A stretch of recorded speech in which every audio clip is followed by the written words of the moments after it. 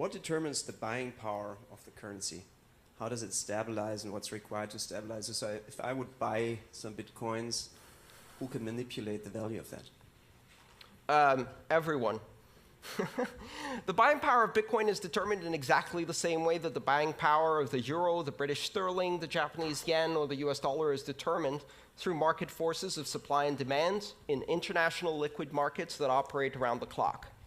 One of the fundamental differences is that Bitcoin trading never ceases. Has been going continuously for 7 years. The network never stops. Every 10 minutes, Bitcoin's heart beats, and transactions are processed.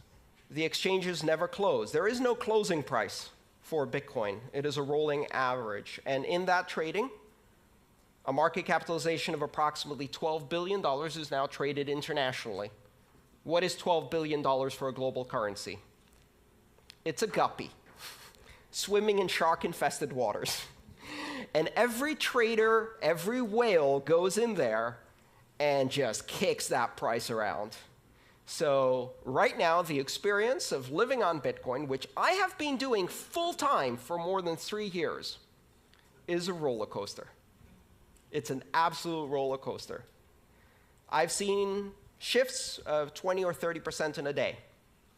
And yet, if you look at the long-term trend, volume goes up, transactions go up, and volatility keeps dropping. And the beauty of it is, I can't sell that to an American. I can't sell that to a Brit. I don't need to sell it to an Argentinian. I don't need to sell it to a Brazilian. I don't need to sell it to a Venezuelan. I went to a conference, and an Argentinian told me, I'm not worried about volatility. Our currency has volatility like this. Bitcoin has volatility like this. I'd rather be going in that direction. And you don't need to tell them why.